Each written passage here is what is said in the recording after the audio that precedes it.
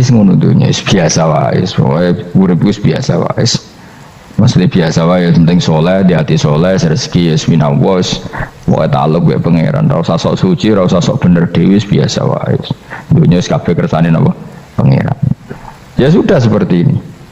Yang soleh kaya Salabah malah akhirnya suul khotimah. Padahal dulu disebut hamamatul masjid, tukang itikaf.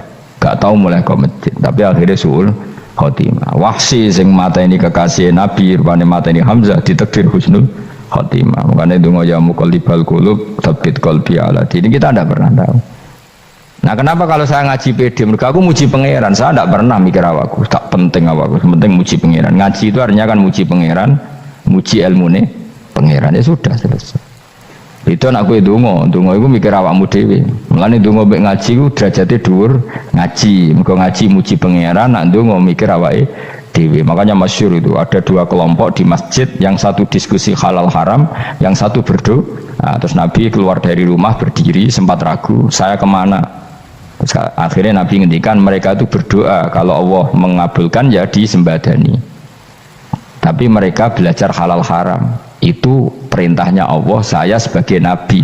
Terus akhirnya Nabi gabung kelompok yang belajar halal haram. Karena belajar halal haram artinya ingin menghidupkan hukumnya Allah Ta'ala. Tapi nak wong donga kepingine iku kabul kajate. Intine mikir awake dhewe. Makanya saya termasuk ulama yang jarang berdoa.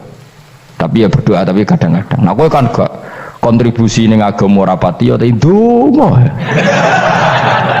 Oh dasar murahan. Ya tapi piye mulang ya ora payu.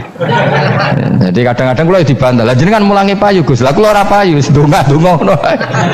Ya tapi aku ngerti pangeran ra bakal nyembadani barno ora wis. Pangeran yo paling wis dikai sithik ngono cukup umum. Kula termasuk orang yang enggak setuju ya kalau orang sholawatan terus berlebihan tapi khidmah ini Nabi kurang. Maksudnya gini loh, sholawatan berlebihan ya. Redaksi sholawat tentang Nabi itu kecil.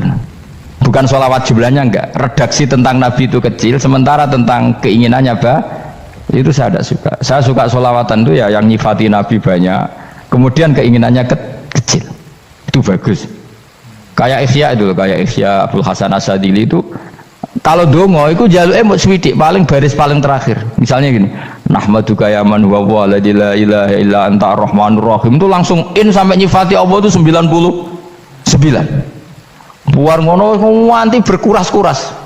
Lagi terakhir mau jaluk donga sithik. Nah kowe kan enggak muni muji Allah mau basa-basi tok. Alhamdulillahirabbil alamin wassalatu wassalamu ala Muhammadin. Monggo syarat tok. Baru Allahumma inna nas'aluka nganti telung lari. Telung halaman. Tapi pas muji pangeran alhamdulillahirabbil alamin wassalatu wassalamu ala Muhammadin. Bariku terus donga jaluk mapan, tolak buala, yo apa aja. Mana jari pangeran, muji kekasihku suwidik dongane kecangkeman. Lah saya tuh gak suka jenis itu. Harusnya sholawatnya itu yang panjang. Maksudnya nyifati Nabi yang panjang. Baru mintanya sedikit, itu bagus sih. Lebih akhlak. Makanya saya diantara sholawat yang senang itu sholawatnya Habib Ali Al-Habsyi yang arang Simtudur. Kalau beliau baca sholawat itu sholatan yattasilu biha ruhul musolli alaihi bi fayam basitu fi qalbi sirru nuri ta'alluqi bi wa hubbi wa yuktabu biha bi inayatillahi ta'ala fi hisbi. Jadi dia baca sholawat itu, ya Allah berikan sholawat kepada kekasihmu Muhammad. Dengan sholawat ini rohnya saya, musolli itu rohnya saya yang membaca sholawat bisa sambung dengan rohnya Rasulullah, dan setelah sambung saya terhitung sebagai orang yang mencintai Rasulullah, dan saya berharap dari cinta itu saya tertulis sebagai umatnya. Nah aku kan enggak mau sholawat itu mau saya termasuk orang yang enggak saya loh ya. Tapi ya tetap baik dibanding nganggo primbon ya satu sholawatan itu. Tapi boleh punya etika lah dengan Rasulullah itu. Boleh kalau dongo nyifati Nabi yang banyak ya baru keinginan. Kan banyak itu sholawat yang seperti yang saya misalnya di kitabnya Sayyid Muhammad ada Allahumma sholli ala sayyidina Muhammad nuri kalam alladzi wa nyifati Nabi itu sampai panjang lebar baru menceritakan hajatnya. Kalau kamu kan enggak nyifati Nabi basa-basi mau sidik malah kadang orang misalnya ala Muhammad kok ala Muhammad muni sayyidina aja disoal misalnya terus bariku dongane apa? Panjang. Saya termasuk yang enggak setuju karena itu menurut saya kurang etika. Makanya Rasulullah itu kalau berdoa kalau sudah nyifati Allah, coba tak beri satu contoh saja doanya Nabi. Alhamdulillah hamdan yuwafi ni'amahu wa yukafi'u mazida ya rabbana lakal hamdu kama yanbaghi li jalali wajhika 'azimi sultanik la nuhsi thana'an 'alaika anta kama asnaita 'ala nafsik. Itu sudah berapa itu nyifatin itu belum doanya tuh. Nah kamu kan enggak Allahumma alhamdulillah rabbil alamin Allahumma ya Allah di hajati gremeng itu seramutu tenan jen gak bakat wali nah cara kula iku sisen kula ya sering ngamini dongane wong ngono tapi ning atiku amin maksudnya amin barno mawon Gusti nanti aku amin tapi amin ku barno mawon Gusti wong ora jelas ngono betul. Jadi aku muni amin tapi amin barno maksudnya ya Allah barno amin maksudnya. Jadi karena tadi setahu saya doanya para nabi, para wali itu memang seperti itu. Ya coba itulah doa tadi aja yang saya sebut itu berapa kalimatnya? Apa? Alhamdulillah hamdan yuwafi ni'amahu wa yukafi'u mazida ya rabbana lakal hamdu kama yanbaghi li jalali wajhika 'azimi sultanik la nuhsi thana'an 'alaika anta kama asnaita 'ala. Enggak terhitung pujian saya kepada engkau sebanyak engkau memuji pada diri engkau sendiri. Allahumma inni a'udzu biridhoka min sakhatika fi mu'afatika min uqubatika wa bika minka. Allahumma sholli bi haqqi jabarutika wa bi khawfika. Kan panjang sekali doanya wali-wali itu, tapi semuanya mensifati Allah. Bahkan banyak yang kemudian lupa enggak doa. Coba haji, doa haji itu coba. Labbaik Allahumma labbaik la syarika lak innal hamda wa ni'mata laka wal mulka la syarika lak wa ni'matu. Itu kan labbaik saya siap melaksanakan perintahmu ya Allah sa'dik. Engkau yang punya pujian, engkau la syarika lak lakal. Itu malah enggak ada, jarang malah ada doanya. Itu kalimatnya talbiyah semua. Allahumma antal azil akram itu sudah seperti itu. Karena tadi al-mu'min yashghaluhu sana 'ala Allah min ayyakuna li nafsihi dzakiran. Mukmin sejati adalah sibuk memuja Allah sampai lupa jatah dirinya sendiri. Nah, kowe kan gak mujine Allah basa-basi, dongane tenanan. Itu jadi makhluk aneh, itu jadi hubungan mbek pangeran itu wong aneh. Ya tapi jan ra bakat wali ngono iku dadine ngono iku. Ya tok ngono kok mari wali kakean malah gak elit.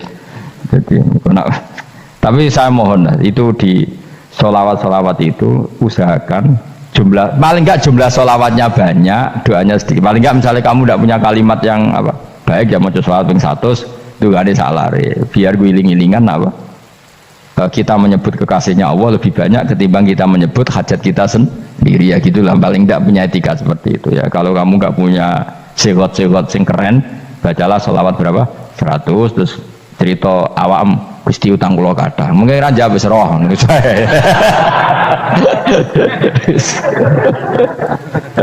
tapi kan kita menyebut kekasihnya sampai 100 nyebut utang bisa no cowok nyebut kekasih bisa nyebut utangnya 100 berarti yang kemana ditakoki pangeran gue nyebut kekasih wong biro pisan nyebut utang 100 dasar rayu utang nomor ya ada, saya termasuk orang yang nggak setuju tadi.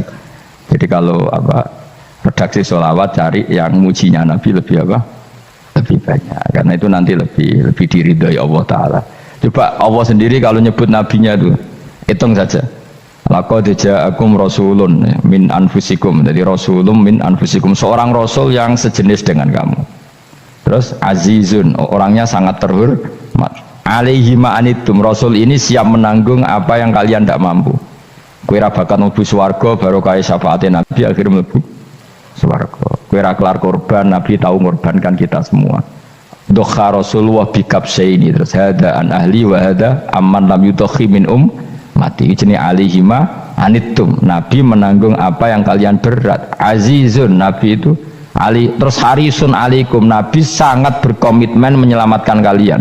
Haris itu keinginan yang berlebihan itu jenenge apa? Haris kiai kuno namanya nih ngungseng, keinginan yang over. Nabi itu sangat berkeinginan kita ini maslahat. Terus bil mukminina raufur, Allah yang dat yang super saja kalau nyebut nabinya nyifati sebanyak itu. Ada ayat lagi misalnya Rabbana wab'ats fihim rasulam minhum yatlu alaihim ayatika. Muhammad itu siapa? Seorang rasul yang membacakan ayat-ayat Allah.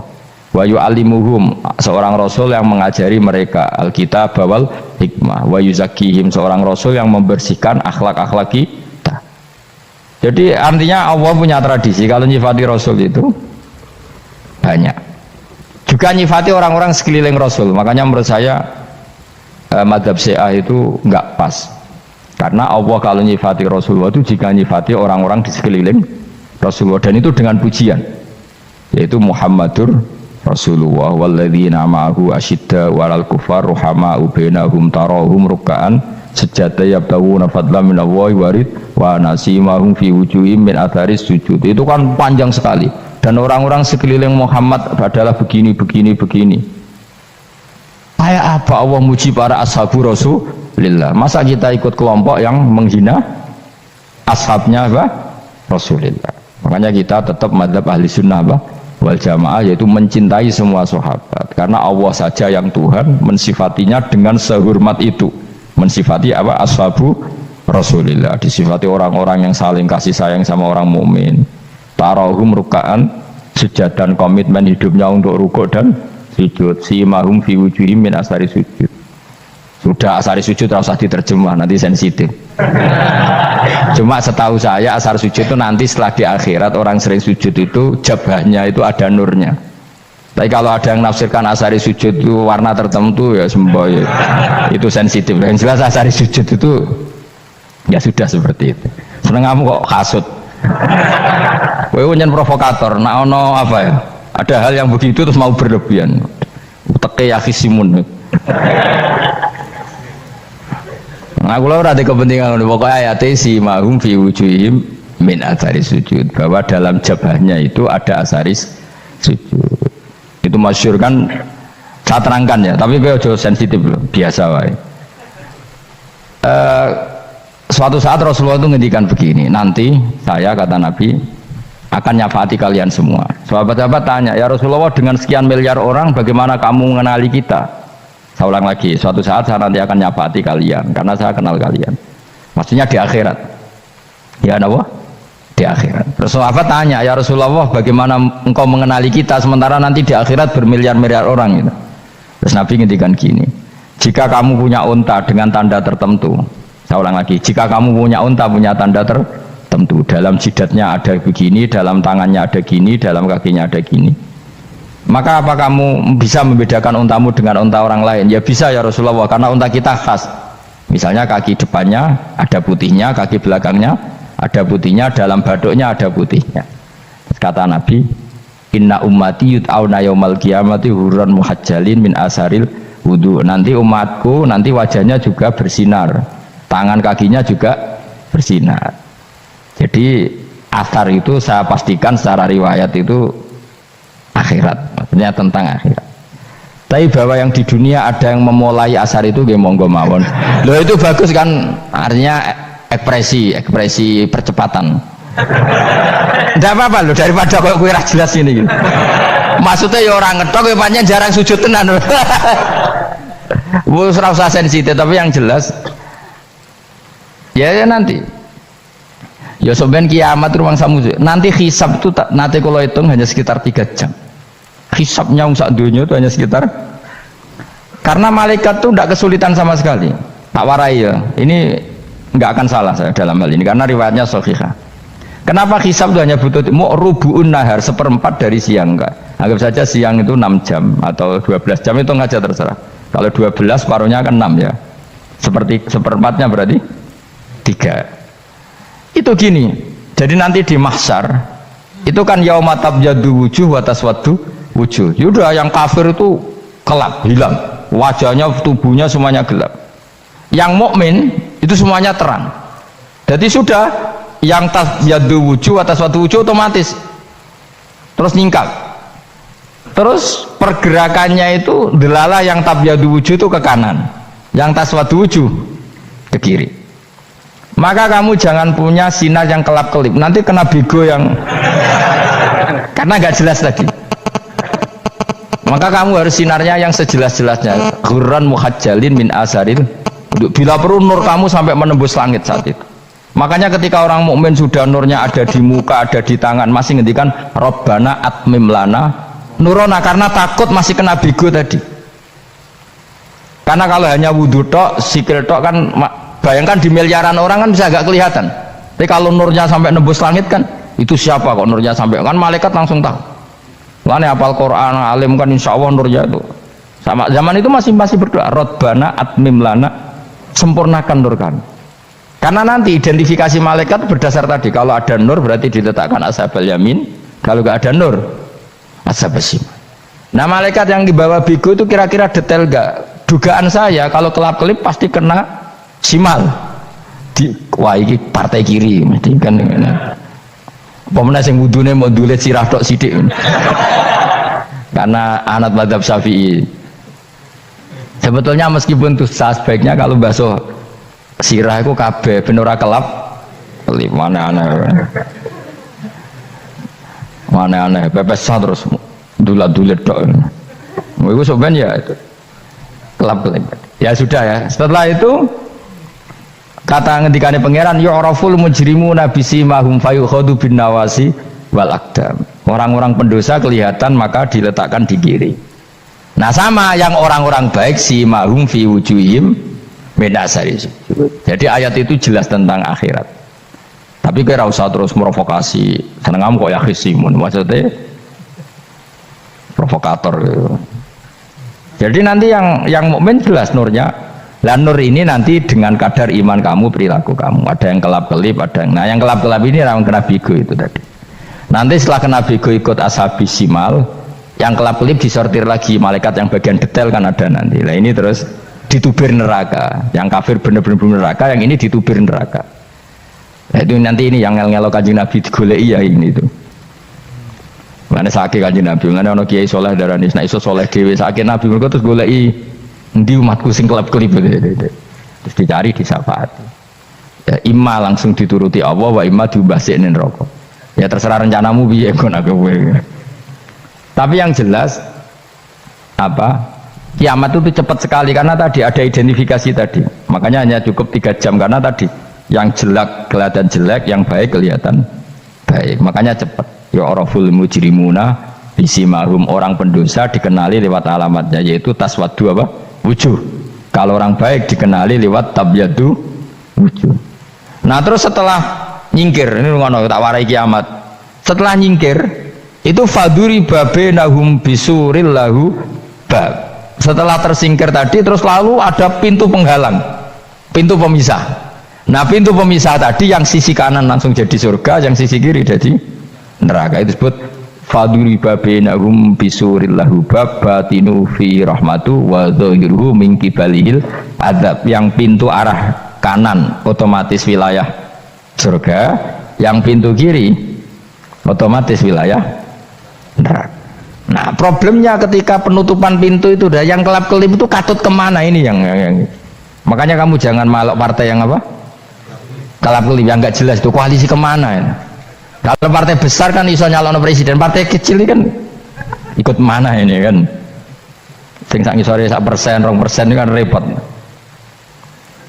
Loh, coba misalnya nur kamu 2%, berarti gelap kamu kan 98%.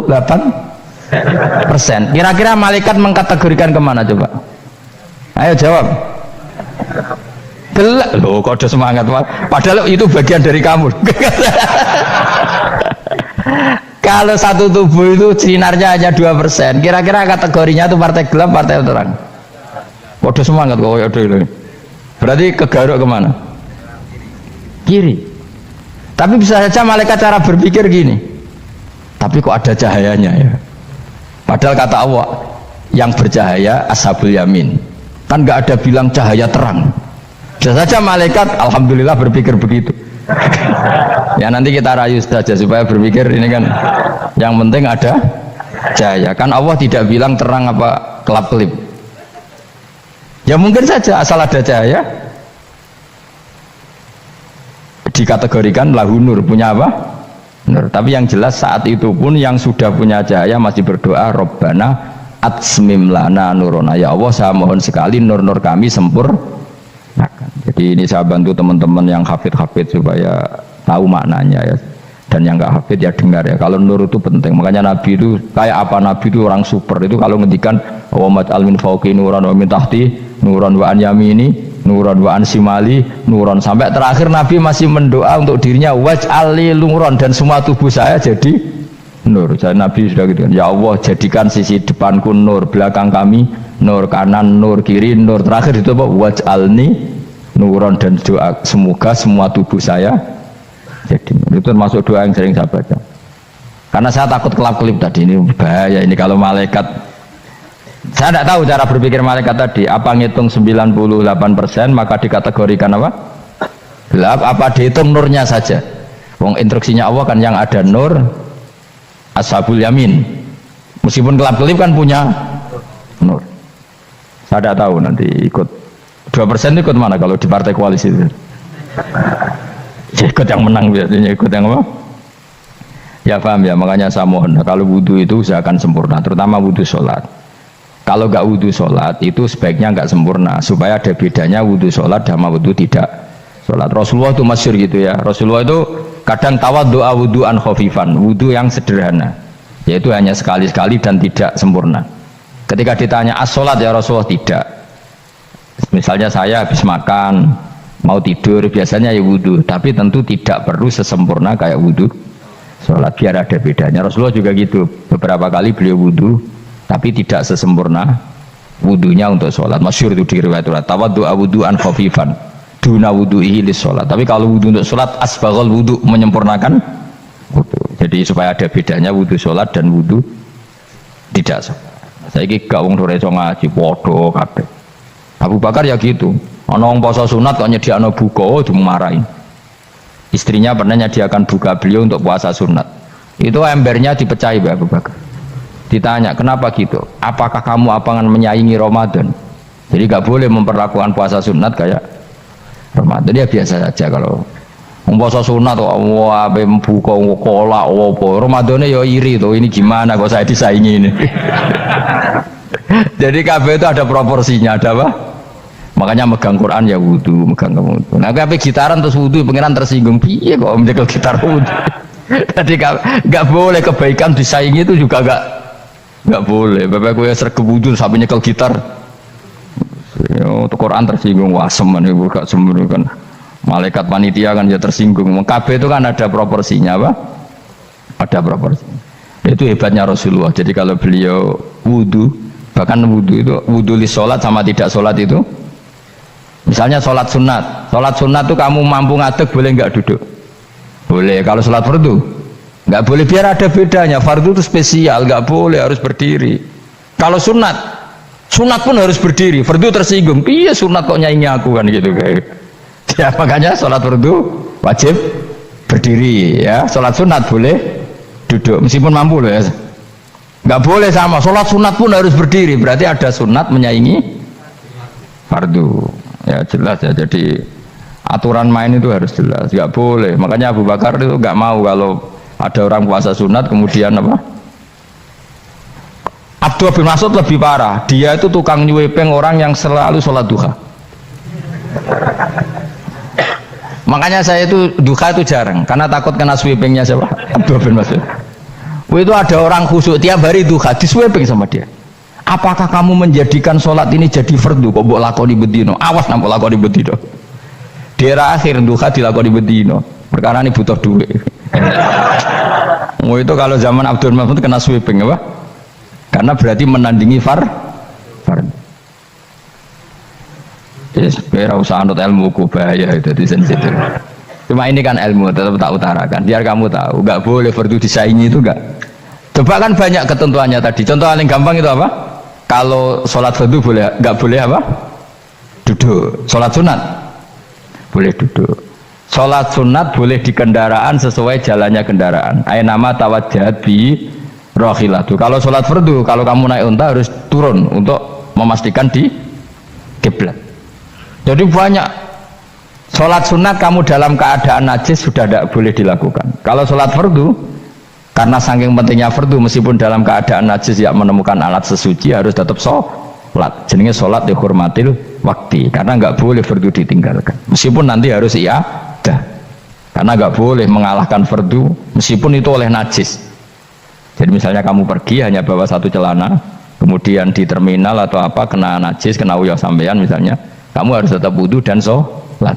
Karena nggak boleh fardu ditinggalkan. Meskipun nanti harus iyadah karena sholat kamu tidak sempurna. Dalam keadaan celana kamu najis boleh nggak sholat sunat? Oh nggak boleh. Karena kalau fardu itu darurat memang suatu yang harus maka dilakukan. Tapi kalau kamu dalam keadaan nggak suci nggak boleh melakukan sholat apa? Sunat. Karena fardu itu spesial apa?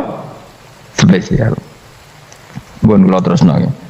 Wamtazil yauma ayyuhal mujrimun. Ya, jadi orang mujrimun harus terpisah dari orang apa? Mukmin. Dan yang keharusan itu ketika di surga. Tapi kalau di dunia ya boleh muamalah boleh. Ya muamalah yang halal maksudnya. Infaridu tegese misal sira kabeh ana mukminin sing pira-pira mukmin intakhtilatihim. Nalikane campure kufar utawa al mujrimin bi iklan al mukminin. Atau rujuke balik boten napa. Maksudnya rujuk itu awalnya kita sama intakhtilatihim mukminin bi iklan kufar atau kufar ning mukminin. Alam ahad ilaikum ya bani Adam. Alam ahad ana ta ora merentano ingsun ilaikum maring sira kabeh. Amurkum tegese ana ta ora merentano ingsun kum ing sira kabeh ya bani Adam ya bani Adam. Ala lisani rusuli ing atase lisane para utusan-utusan ingsun. Bukankah saya telah merintahkan kamu wahai bani Adam Allah ta'budu setan. Yen ora menghamba sira kabeh asetan ing setan. Ngendikane pangeran kowe ijek kanut setan cek nemen nih. Bukankah sudah saya perintahkan kamu tidak boleh diperbudak napa setan. Maknane la tuti tegese aja taat sira kabeh ing setan. Inna sak temene setan laku maring sira kabeh aduun musuh mubinun kang jelas. Bayinul adawati banget musuhane. Lah wong setan musuhmu kok malah mbok nut bocah kok sarap ngono. Karwan musuh kok di nut anut ya pangeran mergo Allah wali fid dunya wal akhirah. Wa ani buduni lan yen to nyembah sira kabeh ni ingsun. Wa anstune kelakuan budu nyembah sira kabeh ni ingsun wahidu tegese nglakoni ya tauhid sira kabeh. To mengesa kana sira kabeh ni ingsun. Wa ati ulan to atau sira kabeh ni ingsun. Harusnya kita hanya ibadah ning Allah Subhanahu wa ta'ala karena dia yang menciptakan kita, tempat kita kembali. Setan itu tidak siapa-siapa, makhluk yang hina, yang lemah. Kok malah taat ya ning gone zat sing super, sing gawe kita, sing memberi rezeki kita dan zat yang kita kembali. Hadza utawi iki maksudane taat ning Allah taala. Hadza ay al madkur min taatillah ku siratun ku dalan tariqun dalan mustaqimun kan